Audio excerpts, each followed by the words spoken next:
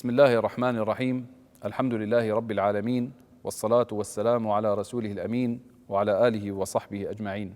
أما بعد، إلى أبناء الشعب السوري الأبي، أقف أمامكم اليوم بقلب ملئه الأمل والعزيمة، موجها كلمتي إلى كل السوريين والسوريات، إلى من يعيشون في مخيمات التهجير، إلى النازحين واللاجئين، إلى الجرحى والمصابين، إلى عائلات الشهداء والمفقودين، إلى الناشطين الثوار الذين كرسوا حياتهم للنضال من أجل سوريا الحرة.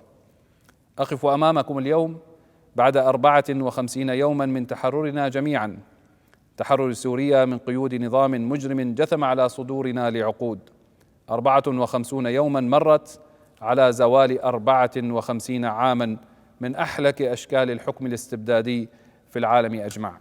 تحررت سوريا بفضل الله أولا، ثم بفضل كل إنسان ناضل في الداخل والخارج، كل إنسان ضحى بروحه ودمه ومنزله وماله وأمنه وأمانه.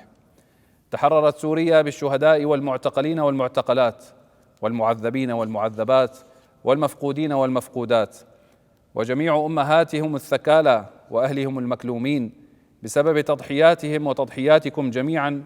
أقف هنا اليوم لنفتح معا فصلا جديدا في تاريخ بلدنا الحبيب. انطلق هذا النصر من حناجر المتظاهرين وهتافات المحتجين في الساحات والميادين، انطلق من أنامل حمزة الخطيب وأهازيج المظاهرات وآهات المعتقلين والمعذبين في أقمية تدمر وصيدنايا وفرع فلسطين، واستمر بتضحيات الثوار الذين حرروا أرض سوريا رغم سنوات من عذابات الصواريخ والبراميل والكيماوي، فلم ينثنوا ولم ينكسروا.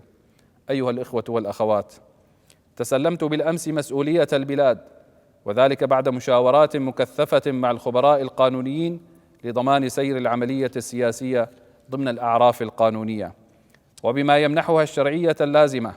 ومن هنا أخاطبكم اليوم بصفتي رئيسا لسوريا في هذه الفترة المصيرية، سائلا الله أن يوفقنا جميعا للنهوض بوطننا وتجاوز التحديات التي نواجهها، ولن يكون ذلك إلا بتكاتف الجميع شعبا وقيادة.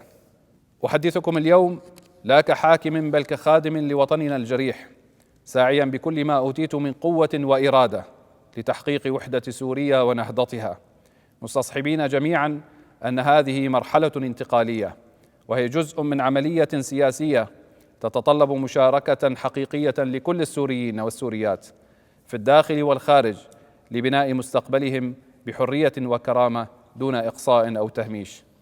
وسنعمل على تشكيل حكومة انتقالية شاملة تعبر عن تنوع سوريا برجالها ونسائها وشبابها، وتتولى العمل على بناء مؤسسات سوريا الجديدة حتى نصل إلى مرحلة انتخابات حرة نزيهة.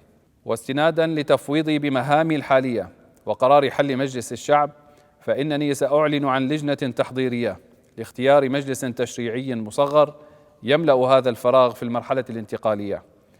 وسنعلن في الأيام القادمة عن اللجنة التحضيرية لمؤتمر الحوار الوطني، والذي سيكون منصة مباشرة للمداولات والمشاورات واستماع مختلف وجهات النظر حول برنامجنا السياسي القادم.